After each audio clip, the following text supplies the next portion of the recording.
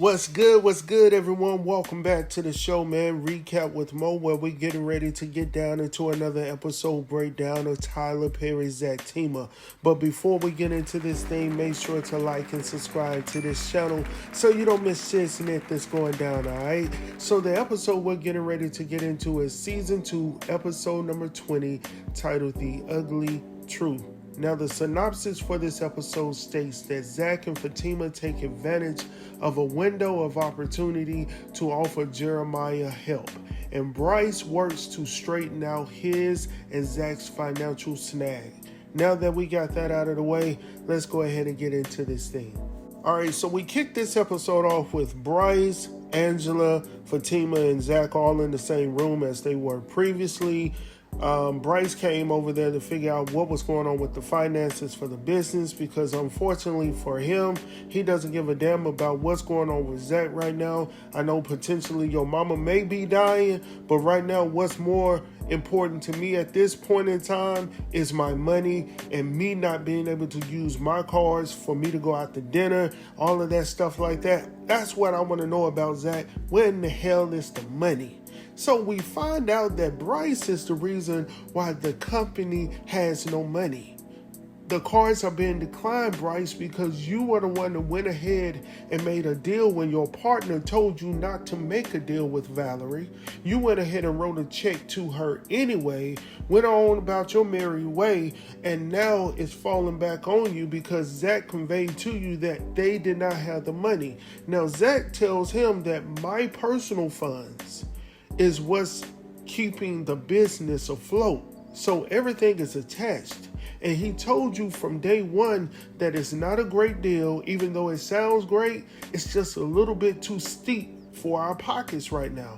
And I don't have it.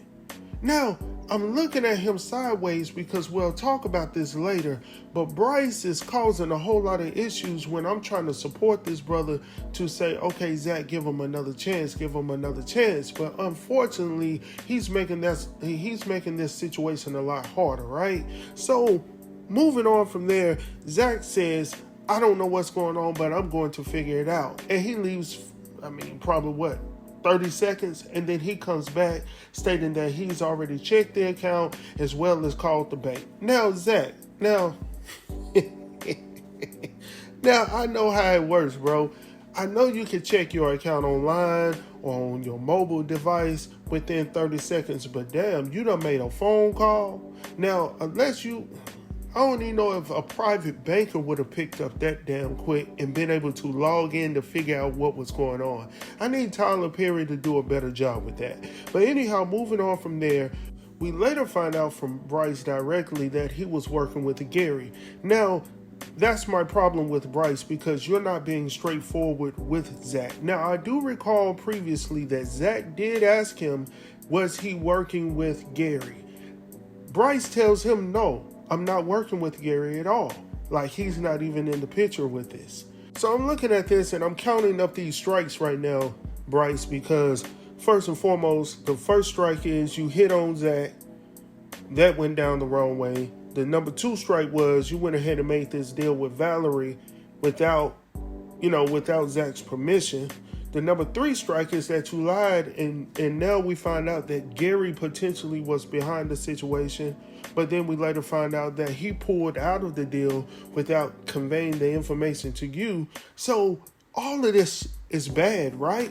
So I'm like, come on, bro. I'm trying to hang in here with you, trying to get Zac to get back with you and try to work this partnership out, but you're making it awfully hard for Zac to start to trust you once again. So going on from there, we see Fatima trying to support Zac, trying to get him to lie down, get his rest, because he got a long couple of days in front of him with all of this stuff going on with his mom, as well as dealing with the finances of his business with Bryce. So he was like, look, I just don't have the time. I need to go ahead and head back to the hospital. She was like, no, you just need to lie down, take care of yourself and get yourself better.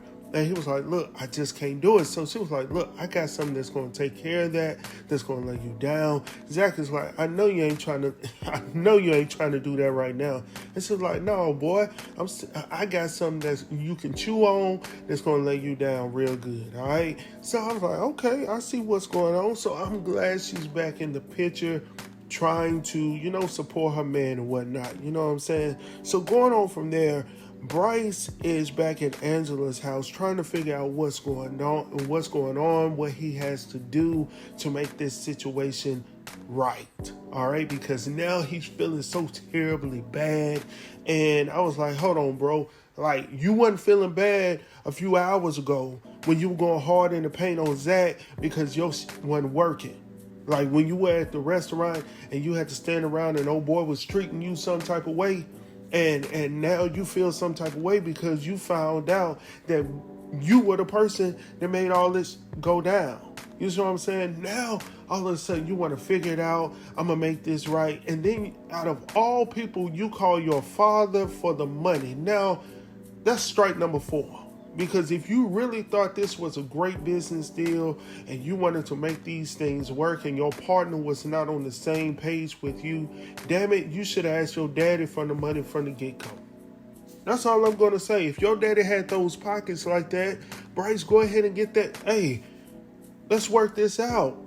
And maybe Zac could come in on the back end. Maybe y'all could figure that out. But at least you would have the property. But all of a sudden, I'm looking at you once again like, Bryce, what the hell are you doing, bro? So, man, look. I don't know what to tell y'all. I don't know how this is going to work out between he and Zac. I just don't know. But anyhow, he decides that he's going to leave. He dap it up with Angela because they ain't on that level anymore. So once he leaves, Angela immediately calls Fatima to see what's going on, how's Zac. And Fatima tells her that, hey, she's going to head back up to the hospital to holler at Jeremiah. And she was like, well, do you need me to come? Fatima's like, no, I'm good. So, I think I thought it was better for her to go by herself anyhow, because, Angela ain't going to do nothing but be nosy, claiming she being supportive, but she going there so she can get the information, so she can get the intel, just in case they need to have a conversation about it, right? So anyhow, going on from there, Fatima decides to head up to the hospital to talk to Jeremiah. Now, when she gets up there, Jeremiah is sitting outside in the waiting area, and he's, I don't know, I think he's coming down off of his high. He's no longer at that level that he was before when both Connie and Zac were there. I think he's at a more, calm-like level at this point. So when she gets there, he's still hot-headed as hell, though. So he's cussing her out, throwing expletives everywhere. And Fatima is holding her composure at this point because she was like, look, you're not going to keep disrespecting me. I'm here for you and your brother. But most of all, I'm here for you. And she's pretty much trying to have a heart-to-heart with Jeremiah. And she finally is successful with telling this man, like, what type of life is this going to be for your mom, the woman that you claim that you love? What type of life will she have if there's no brain activity, she has no vision, she can't speak, she can't move, she can't walk, all she can possibly do is lay in that bed? What type of life will this be for the woman that you are claiming that you love so very damn much? And finally, in some type of fashion, Jeremiah is able to understand what Fatima is trying to tell this man. And I'm so glad that we were able to see this with Jeremiah, because for the last few episodes, he has been, I don't even want to say the word on this platform, but he has, man.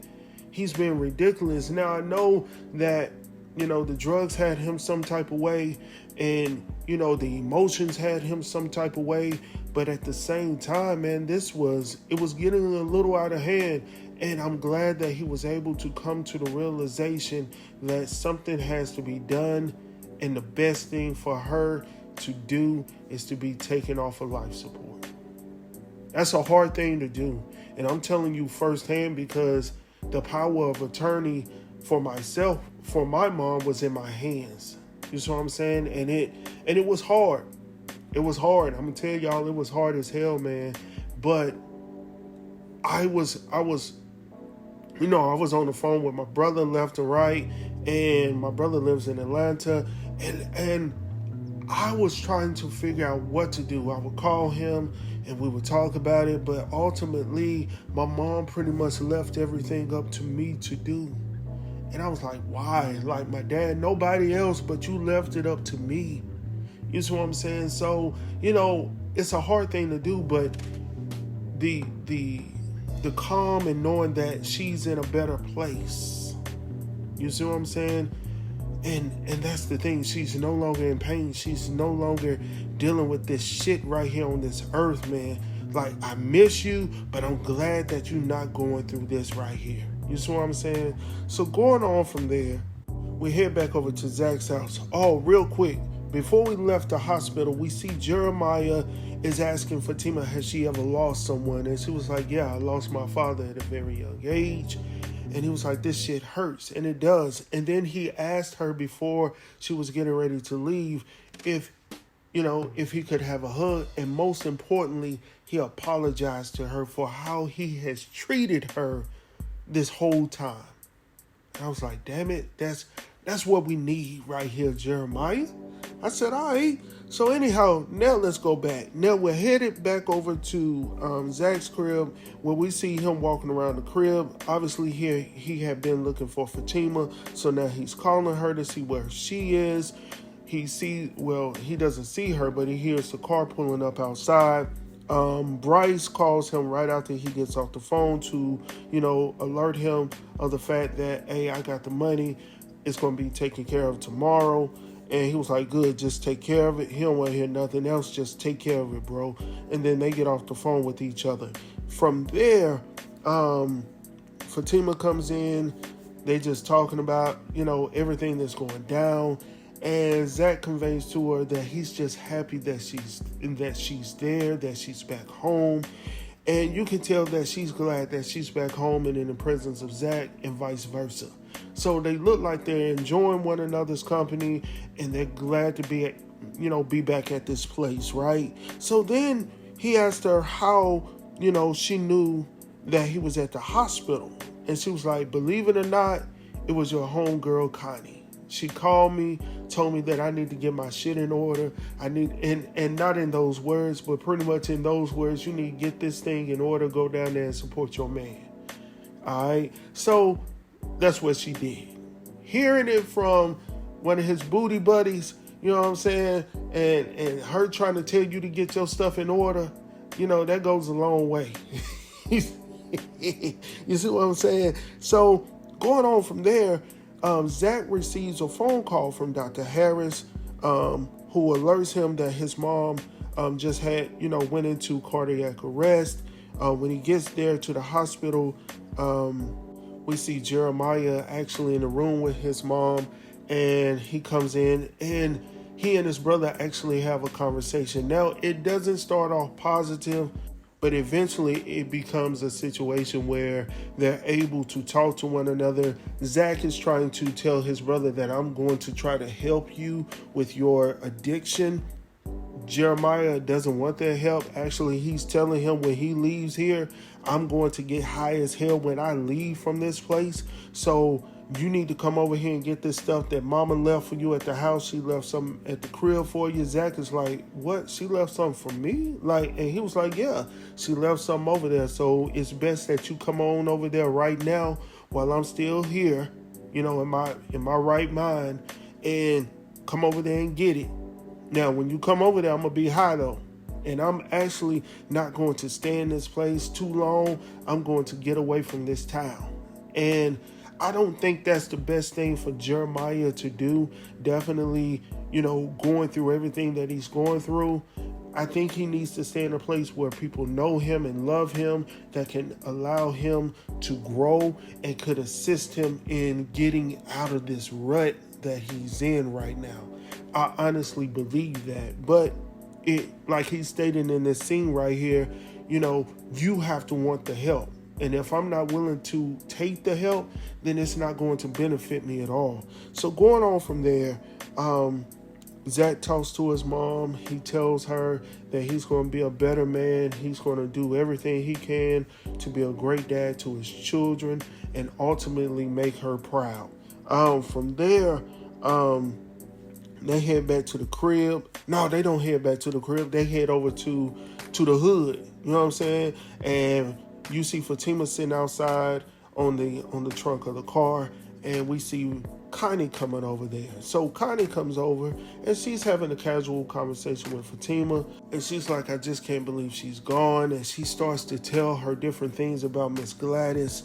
And Fatima's like, oh, she was. Like, so she never had the opportunity to find out who Miss Gladys was. And it seemed like every time they would actually meet up, it was in a negative type of context. And nobody saw eye to eye on anything. And she was always calling her out of her name. So it just wasn't a great place for them to actually sit down, get to know one another, and, laugh it out. You see what I'm saying? And like I stated, the conversation was pretty cordial. When Zac came out with the box, you could tell that, Fatima was done with the conversation. Like, okay, girl, we good. You know what I'm saying? But we really don't have to talk because I know your relationship with my future husband, and you know my relationship with your ex-man. But at this time, we're done with the conversation, and you can tell why Connie is trying to talk to Zac. Fatima is pretty much over it. Her body language is saying, let's go. Like, I'm ready to go from here. Let's head out. So anyhow, they get in the car. Connie tries to hug him a little bit, but she walks off. Zac is like, you good, Fatima? She was like, yeah, I'm good. She was like, well, what did she leave for you? So when he reaches inside of the box, there's a VHS tape. And I was like, oh, shit, she threw it back. She threw it back real quick. So anyhow, he was like, how in the hell I'm going to use this? I don't have no VCR. And I said, bro, you could have called me because I got one at the crib right now. Listen, y'all better not get rid of that stuff right there. And I'm not even, like I said, like I tell y'all all the time, I'm not no old dude for real. But I just love to be able to reach back. Like my mom then had tons of tapes when we were growing up. And when Saturday morning cartoons would come on, my mom then would come in there and record it for us. So I got VHS tapes galore, man, up in the attic. Whenever I need, like not when power goes out, but when like the internet and shit go out, and my kids used to need to be able to watch stuff from time to time, there was no issue with me going back, or as the old people say, retch back in there, go back in there, give me a VHS tape, pull that VCR out, and put that stuff on. Them kids didn't miss a thing. They didn't miss a beat, you heard me? So you better get you something like that. I'm just saying, VCR, DVD player, all of that stuff is becoming obsolete. But anyhow, do what you need to do. Anyhow, going on from there, she was like, look, we have a VCR down at the law firm.